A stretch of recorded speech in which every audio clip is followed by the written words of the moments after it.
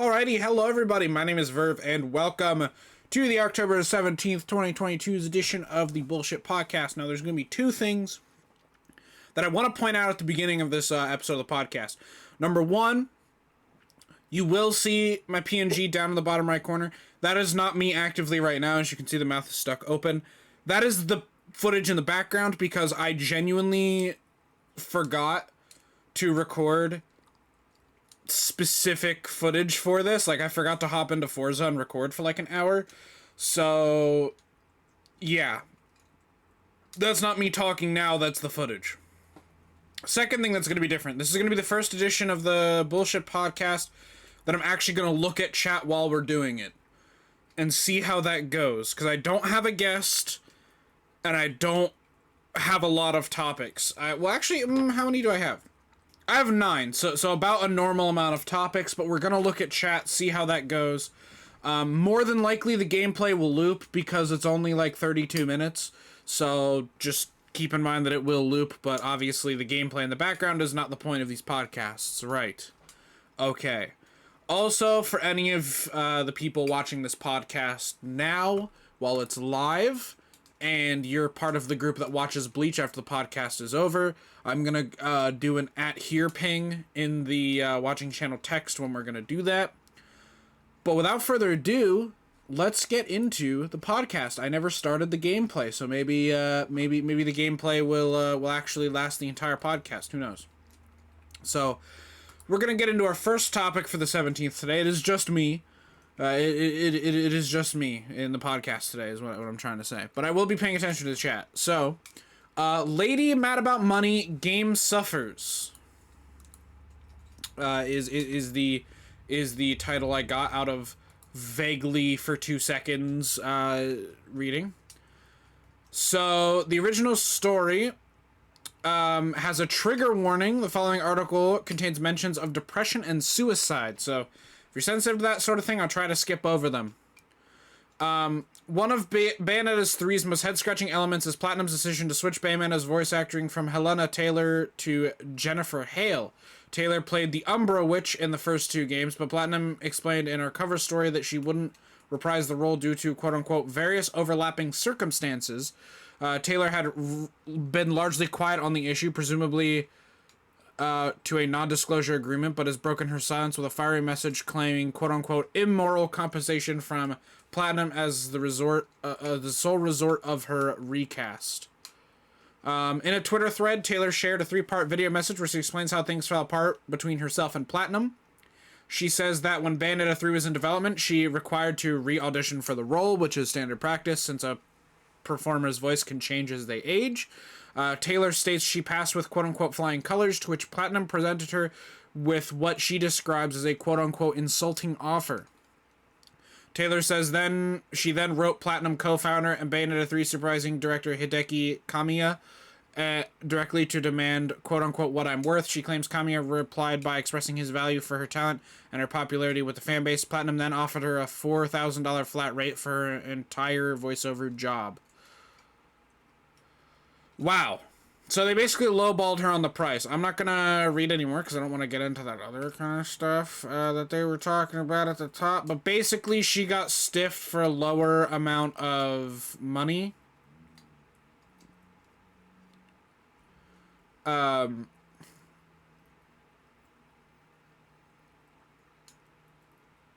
So, sorry, I got sidetracked. I'm reading an update to this article that was not there the first time So, what Game Informer likes to do is they like to publish the articles, and then when there's an update on the situation, they'll add the update at the top of the page. And I didn't see this update. I didn't see the update when I added this originally as a podcast topic, so what we're going to do is we're going to read through the update, but I'm kind of skimming over it real quick. So, Jennifer Hale has responded to Helena Taylor's scathing claims against Platinum Games that Taylor declined to perform for Bayonetta 3 due to unfair compensation from the studio and her subsequent call for a boycott of the game. Hale, who is the voice of Bayonetta in the game, posted the following statement on Twitter. She said, about Bayonetta, with regard to Bayonetta 3, As a longtime member of the voice acting community, I support every actor's right to be paid well and have advocated consistently this for years. Anyone who knows me or has followed my career will know that I have great respect for my peers and that I am an advocate for all members of this community. I'm under an NDA and not at liberty to speak regarding the situation. My reputation speaks for itself. I sincerely ask that everyone keep in mind that this game has been created by an entire team of hardworking, dedicated people, and I hope everyone will keep an open mind about what they've created. Finally, I hope that everyone involved may resolve their differences in an amicable and respectful way. So, Jennifer Hale seems to be wishing the best. And yeah, Helena Taylor kind of seemed to have gotten screwed. But, yeah,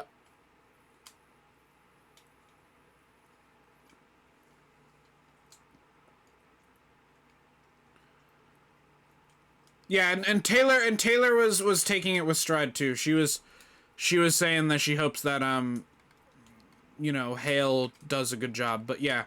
So basically she felt like she was going to get underpaid, and then she decided to boycott the game, which seems kind of fine, whatever, but I mean, there's a lot of people working on that game that need paychecks, not just the people who hire the voice actors.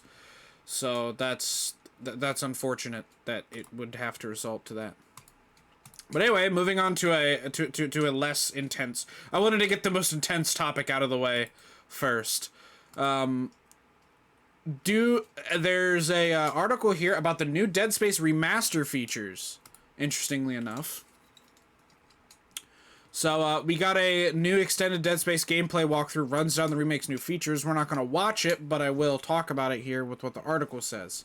To celebrate Dead Space 14 and Dead Space's 14th anniversary, Motive Studio held a special live stream showcasing its upcoming remake of the game. The presentation featured an extended guided walkthrough showing off new gameplay footage as well as a rundown of features designed to make the game more terrifying than ever.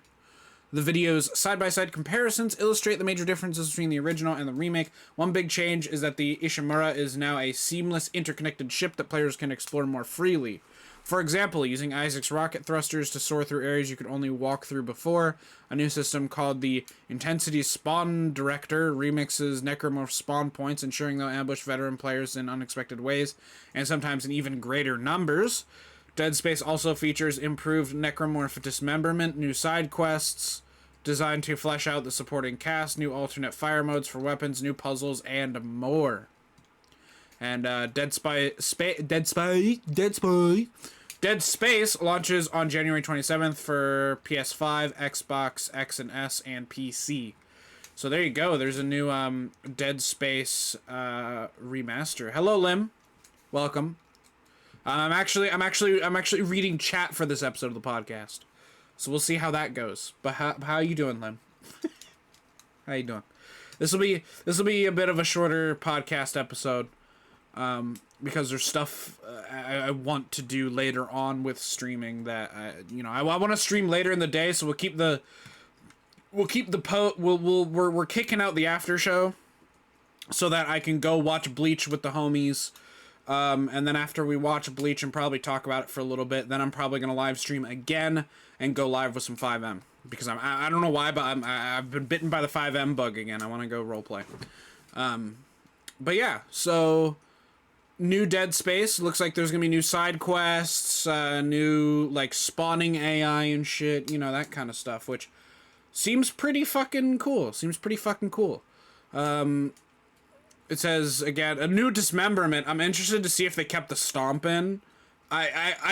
When this comes out, if any of the Let's Players that I typically watch play this game, I really want one of them to just stomp the shit out of a necromorph corpse, like, as much as they can, and see just how many different ways it can be dismembered. Just fucking boom, boom, boom, boom, boom. Just keep stomping and see what happens. See if you can mash it into paste. We're gonna move on to our third topic for today. Pokemon is trying to be hip with the kids. Oh no. Yeah. Pokemon's trying to be hip with the kids. The Pokemon Company and Nintendo have released a new Pokemon Scarlet and Pokemon Violet trailer all about Iono, the electric type gym leader of the Levincia and the most popular streamer in the Paldean region. That's right, motherfuckers. The new one of the new electric type gym leader in the new fucking Pokemon game is a goddamn streamer. She even has like a YouTube logo on, like a modified YouTube logo on her jacket. Look at this. Hold on. I want to make sure I'm capturing the correct window. Look at this shit. She even has a modified YouTube logo on her fucking sweatshirt, man. Like, what is this? This is the character. Like, she's a fucking streamer. She's a streamer, chat. She's a fucking streamer. If you're expecting to look at Pokemon Scarlet and Violet gameplay, a reveal of some new Pokemon or gameplay mechanics, temper your expectations because this video is all about Iono. So they have a specific trailer for her. As you can see, there's a lot going on in this video. Iono is very much a Palladian influencer, which is a fun addition to the universe of Pokemon, but she's also a gym leader that we'll be facing off against in the game. As for her type, it's electric, and while not confirmed, it seems the video is hinting toward a gym challenge for her. Before actually battling her, we might have to successfully complete her Who's That Pokemon test. That's fucking cool. Because the last time I played a Pokemon game was like I think Pokemon Y, and then before that was like Leaf Green. So back in like Leaf Green, you just had like a bunch of other trainers to fight. And then in Y, you literally just went to the gym leader pretty much. There was nothing like in between. So it'd be cool if you have to like star in her live stream. That's a good fucking content idea, to be honest. If you live in the world of Pokemon, become a gym leader. You have infinite content of just battling challengers with your stream. Like, you can stream whatever in between, but like you have one big fucking like subathon stream or something where you battle a fucking trainer challengers or something. That's fucking hilarious. In this instance, and also, sorry, I forgot to add this. Having like a Who's That Pokemon quiz as you're going through the gym, like trying to get to her, that's pretty good. Like, you have to win the Who's That Pokemon quiz to get to her. That's fucking great. In this instance, she describes her very own Pokemon pal, but we don't get the answer. Perhaps we're meant to know what it is based off on her description, or maybe she's describing a Pokemon we haven't met yet. Only time will tell. Fortunately, we don't have to wait too much longer to meet this quote-unquote supercharged streamer, because Pokemon Scarlet and Pokemon Violet hit Switch on November 18th. So, yeah, there you go. They have a fucking Pokemon streamer now. And if that's not the worst, or I say the worst, if that's not the end of the Pokemon news, we have our fourth topic for today, which is, this thing is also kind of adorable in a cursed way. So we have new news for Pokemon Scarlet and Violet. There's a new Pokemon, Bellibolt. It's adorable, but also kind of cursed. You know what this kind of reminds me of? Like, its stomach with, like, the little, like, glowy thing in here. It reminds me of Bleach's, Hogyoku designs that they made for Brave Souls. Like here, I'll just try to find one. Hold on, let me hide the window real quick. Let me try to find one.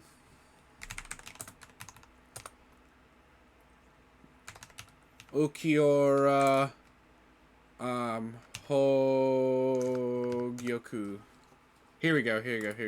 It reminds me of the concept art that they did of the different, these different Bleach characters when they're infused with the Hogyoku. So, like, you can see here, I don't know if you can see it very well. Hold on. Open image in new tab. You can see here how he has, like, the Hogyoku embedded in his hollow hole in his chest. It kind of reminds me of that. It kind of reminds me of that, I'm not gonna lie. But anyway, Bellibolt, there he is.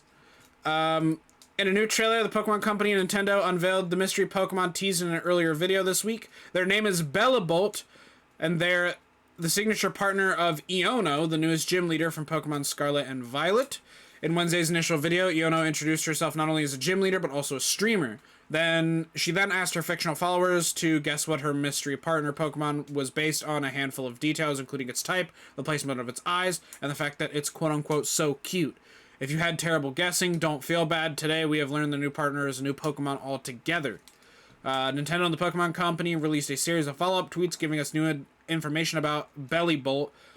that sounds like it was pulled right from the Pokedex. One of the images reveals that they have a new ability called Electromorphosis, which allows Bellabolt to power up their next Electrocite move after being hit by an attack. Interesting.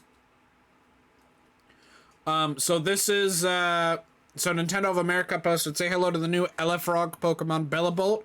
Bellabolt expands its elastic body, generating electricity in an organ that looks like a belly button. Overall, it's pretty easy going, and it won't notice an opponent until attacked. So, it's a passive Pokemon. Basically, it won't attack you if you don't attack it. And honestly, it is kind of a little adorable. It's kind of cursed. Like, it has this kind of, like, cursed vibe with it. Like, it just has these eyes that look like it's gonna stare into your fucking soul and kill you. But it's pretty adorable. But I also don't know if these are meant to be its eyes, because they look like eyes, or if these are meant to be its eyes and not nose holes. I think that would be pretty cool. If these weren't actually eyes, and these were just like trick eyes, and these were actually its eyes, that would be funny. But I don't think that's the case. Either way, it's still an adorable little electric frog. It's pretty cute, but it's also kind of cursed. So moving on to our fifth topic, we have some new Scorn gameplay.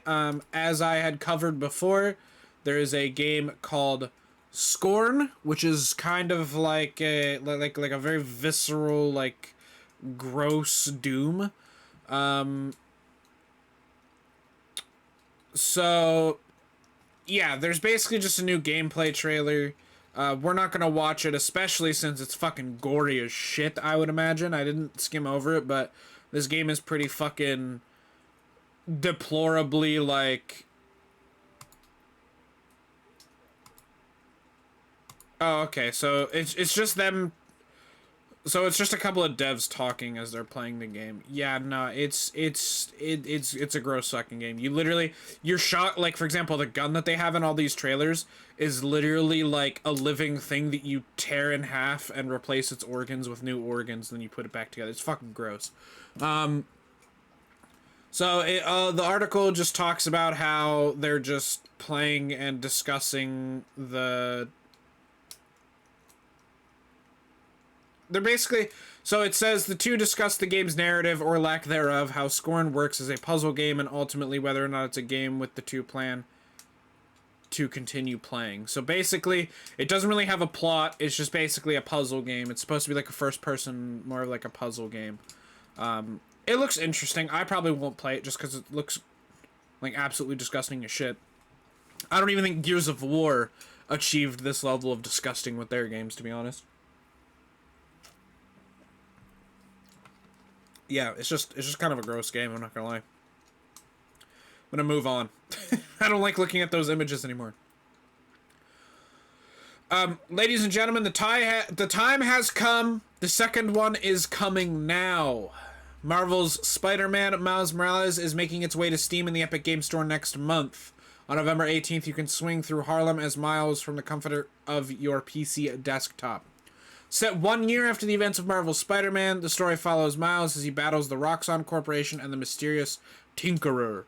A new trailer shows off the game's PC features, which are comparable to the first Spider-Man game. Improvements include ray trace reflections / shadows, unlocked frame rate, ultra widescreen support, NVIDIA DLSS 3, DLNA support, NVIDIA Reflex, and DualSense controller support. Check out the trailer below, which we will not.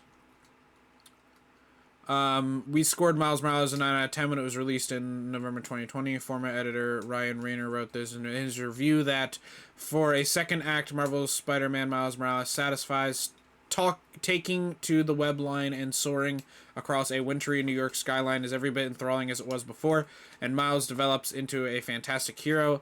This follow-up doesn't have as much of a sinister punch, but it delivers some great plot twists and concludes with another eye-opening post-credit sequence that teases an exciting future for Insomniac's Spider-Man series. Yeah, so basically, yeah, basically Miles Morales is coming to PC, which we kind of saw coming. Once Marvel's Spider-Man came to PC, we were like, they're probably going to do Miles Morales next. It seems like it comes with it. There is no news. Ironically, there is no news about whether or not the, I don't see any news about if it's like free if you already bought Spider-Man, or if you still have to buy this game on top of it. But yeah, it's interesting. It's nice that they actually brought this game to PC as well. There is a little bit of there is an image here talking about there is a image here talking about PC specs, which I'll put it up on screen. These are basically PC specs you should be looking to play your game on. So this is like your average performance. So the minimum to play it on 720p at 30 FPS with your graphics presets being very low. You need a GeForce GTX 950, an Intel Core i3 4160, 8 gigabytes of RAM, Windows 10, and a 75 gigabyte hard drive. The recommended at 1080p at 60 at medium graphics, you need an NVIDIA GeForce GTX 1060 or a AMD Radeon RX 580, an Intel Core i5 or AMD Ryzen 5 1600, 16 gigabytes of RAM, Windows 10 64-bit, which all these do, and a 75 gigabyte SSD. For very high, you want 4K at 60 FPS, and with the graphics very high, you need those PC parts, and vice versa. I'm not going to keep reading because, honestly, most people are around the minimum to recommended range. Very high, amazing ray tracing and ultimate ray tracing. That's for nerds who have a lot of money, who can afford that kind of thing. I fit in the recommended category, so that's all I really cared about if I was even going to get this game. But yeah, we figured that this game was going to be coming to PC, and I'm glad they're at least following through with it, and they're actually including this like entire kind of the both of these Spider-Man games. I've been debating if I want to get them again for PC, and honestly, I played them on PS4, and I'm happy with what I played on PS4. I don't think I need to play the game again, especially since they updated Peter Parker's look, and I don't like the new Peter. So I have a feeling that if I played the new one, I'd just be a little depressed. So, so I'm not gonna play it. I'm not gonna do a let's play. I was originally gonna buy it and do a let's play of it, but fuck it. I can't be asked. I already played the game. I already know what's gonna happen. It was fun, but I've already played it. I already know what's gonna happen. But I'm excited to see where their second game goes, and the second game's probably gonna have new Peter too, which fucking sucks. I like the original actor for him, but. Anyway, that's going to be the end of the gaming topics already today. This is going to be a shorter episode. That's the end of gaming, and now we'll move on to topic number 7. We're going to talk about Bread Solo. Here you go, chat. Look. Chat, look, it's Bread Solo. It's Bread Solo. And Benicia, California, Han Solo may be a hunk, but Pan Solo, that's better than what I said, fuck, is a hunk of bread. That's what a bakery in the San Francisco Bay Area has dubbed its 6-foot or 1.8 meter bread sculpture of the Star Wars character as he appeared after being frozen in carbonite in The Empire Strikes Back. Hannalee Pervan and her mother, Catherine Pervan, co-owners of the One House Bakery in Benicia, California, spent weeks molding, baking, and assembling the life-size sculpture using wood and 2 types of dough, including a type of yeastless dough with a higher sugar content that will last longer. The two worked at night after the day's business was done. The lovingly crafted details show Han Solo's anguished face and his hands straining to reach out.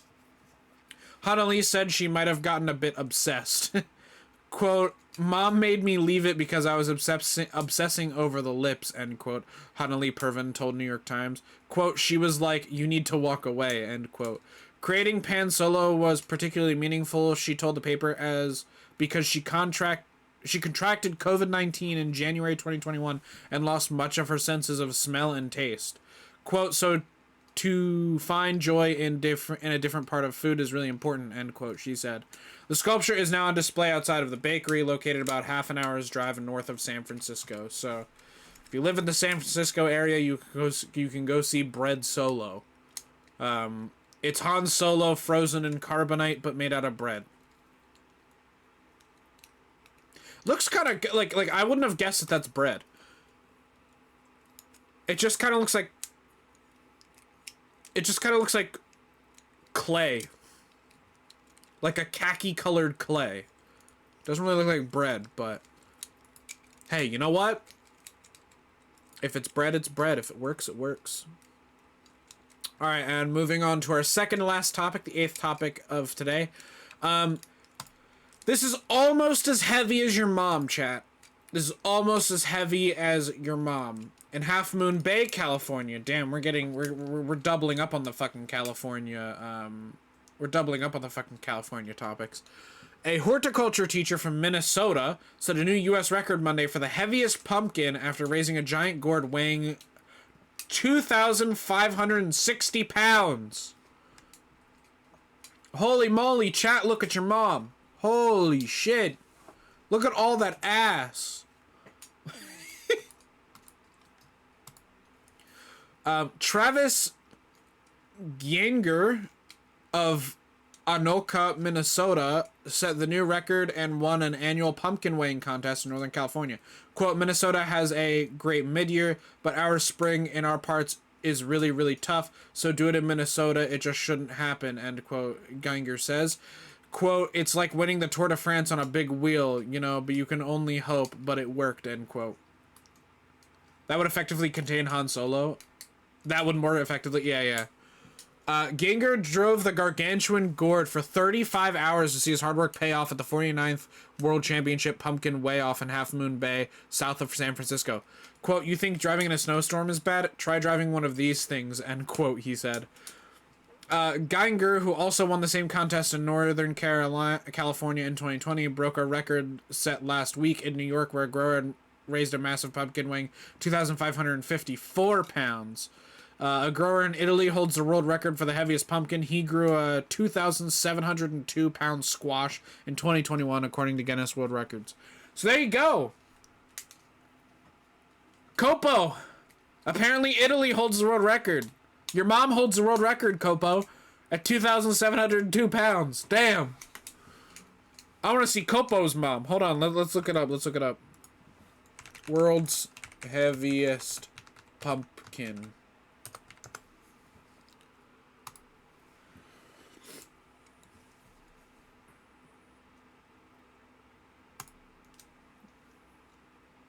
I'm trying to find... Holy moly! Copo, your mom! Holy moly! Holy moly! Look at your mama! She is big pumpkin. Yes, she is very big pumpkin. Your mom, very big pumpkin. Look at my mom. Yes, very big pumpkin. Oh my god. Very big pumpkin. Ladies and gentlemen, we're going into our last short topic for today. Our last topic for today. Again, shorter podcast, but that's going to be a good thing because I'll be able to watch Bleach. We're not going to have an after show. I'm going to watch Bleach with the pals, and then I'm probably going to stream 5M. So after this stream goes dark, expect another stream in like, I don't know, an hour maybe. Probably a little longer than an hour. We'll see. But yeah, so ladies and gentlemen, our last topic is Germany is Florida, but not in the U.S. This article comes out of Berlin. Police in Germany said Friday they detained a man resisting arrest and biting a service dog. Officers were called to a dispute between two 29-year-old men and a 35-year-old woman in the western town of Ginsheim-Gustavsburg shortly after midnight. The trio acted in a, quote, extremely aggressive and uncooperative fashion, police said in a statement. Officers were only able to overpower one of the men by using, quote, massive physical force, it said. In the course of resisting arrest, the 29-year-old man also bit a police dog, the statement said, adding that the canine did not sustain any injuries. Meanwhile, the 35-year-old woman injured a police officer with a punch to the face. All three were detained and spent the rest of the night in jail to sober up. Drunk men bit a fucking dog, dude. Germany is literally just Florida, but not in the U.S. Is what I'm figuring out. That's what I'm discovering. Germany is Florida, but not in the U.S.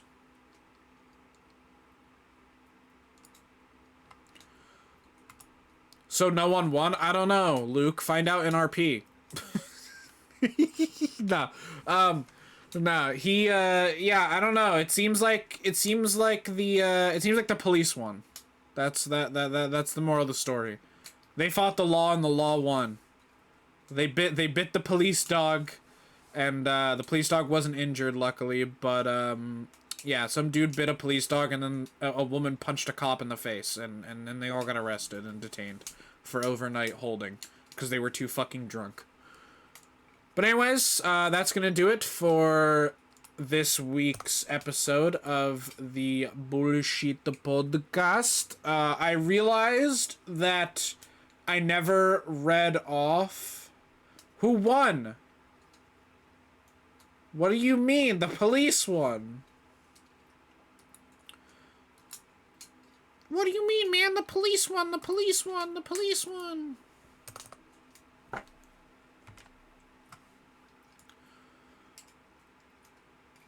Alright, so yes, that's it for the October 17th edition of the Bullshit Podcast.